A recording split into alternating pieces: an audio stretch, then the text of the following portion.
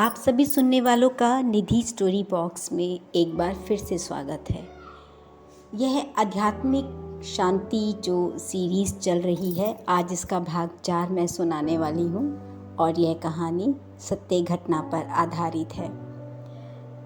आपने भाग 3 में जाना कि किस तरीके से शांति के जीवन में गुरुजी का आगमन हुआ और उसके मन में जो अविश्वास उपज रहा था वो कैसे विश्वास में बदल गया। लेकिन शांति का जीवन में हो रहे अनुभव अभी बाकी थे। भाग 4 में आज उन्हीं अनुभवों से हम परिचित होंगे। शांति के जीवन में अभी बहुत से अनुभव होने बाकी थे। उसका एक कदम अध्यात्म की ओर जाता और दूसरा कदम उसे पीछे धकेल देता। एक दिन दोपहर को खाना खाने के बाद शांति के मिस्टर को हार्ट अटैक आ गया। शांति जब तक कुछ समझ पाती तब तक सब कुछ खत्म हो चुका था। कुछ दिन शांति को अध्यात्म से नफरत सी होने लगी। उसे ऐसा लगने लगा था कि उसे और उसके मिस्टर को ध्यान साधना करने की इतनी बड़ी सज़ा मिली है। वह पूरी तरह टूट चुकी थी। ध्यान मिशन के लोग आए, पर शांति की ऐसी हालत को देखकर उन्होंने चुपचाप चले जाना ही बेहतर समझा। ध्यान मिशन के लोग अच्छी तरह जानते थे कि शांति अभी कुछ भी समझने की हालत में नहीं है। कुछ समय बीत जाने के बाद अर्चना जी शांति से मिलने रोज़ आने लगी, पर अर्चना जी और शांति के बीच एक मौन रहता। ना तो अर्चना जी किसी बात की शुरुआत करती और ना ही शांति। अर्चना जी एक ध्यानी महिला थी। वह अच्छी तरह जानती थी कि शांति की ऐसी मनोस्थिति में कुछ भी कहना या समझाना उसके मन को ठेस पहुंचा सकता है। एक दिन अर्चना जी रोज़ की तरह अपने समय पर शांति से मिलने पहुंच गई और रोज़ ही की तरह चुपचाप शांति के सामने जाकर बैठ गई। इस बार शांति के सब्र का बांध टूट गया और वो अर्चना जी से लिपट कर रोने लगी। उन्होंने भी उसे चुप कराने का प्रयास नहीं किया, क्योंकि वह जानती थी कि ये जो आंसू है ना, ये मन की कमज़ोरी होते हैं और यह कमज़ोरी बह जाए तो उतना ही अच्छा है, नहीं तो यह आंसू मन को और भी कमज़ोर कर देते हैं।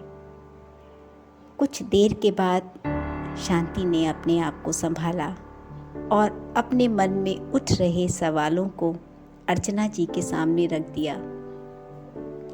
अर्चना जी अच्छी तरह जानती थी कि शांति अभी ध्यान साधना में नई है। उन्होंने उसके पूछे गए हर सवाल को गंभीरता से सुना। शांति के पूछे गए हर प्रश्न का उत्तर कहीं ना कहीं शांति भी जानती थी, पर उसका दुखी मन कहाँ कुछ सुनना और समझना चाहता था। वह तो बस अपने मन में उठ रहे अथाह दुख की लहरों को अपने से दूर फेंक देना चाहती थी। अर्चना जी को उसके किसी भी सवाल का जवाब देना व्यर्थ लगा, क्योंकि शांति को उस समय कोई सुनने वाला चाहिए था, ना कि सुनाने वाला। वैसे भी जिस दिन उसके मिस्टर यह दुनिया छोड़कर गए, उस दिन से सब शांति को ज्ञान ही बांट रहे थे। वह रोना चाहती थी, अपने पति की कही गई बातों को याद करके सबको बता देना चाहती थी, पर सबने मिलकर उसे चुप करा दिया और जी भर कर रोने भी ना दिया, ना ही कुछ कहने का मौका दिया। आज वह बस अपने मिस्टर को याद कर उनके बारे में बोलती ही जा रही थी, बस बोलती ही जा रही थी। आज वह थकना नहीं चाहती थी। वह रो रो कर इतना रोई, पर रोकर थक कर वो सो गई।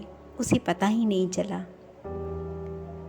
शांति जब सोकर उठी तो देखा अर्चना जी उसके पास ही बैठी है। यह देख वह झट से उठी और उन्हें कसकर गले लगाकर फिर से रोने लगी, जैसे आज वो अपने आंसुओं को आखिरी विदाई दे रही हो। अर्चना जी ने शांति के आंसू पोंछे और मौन के साथ चाय पी। शांति एक बार फिर अर्चना जी के धैर्य के आगे हार गई।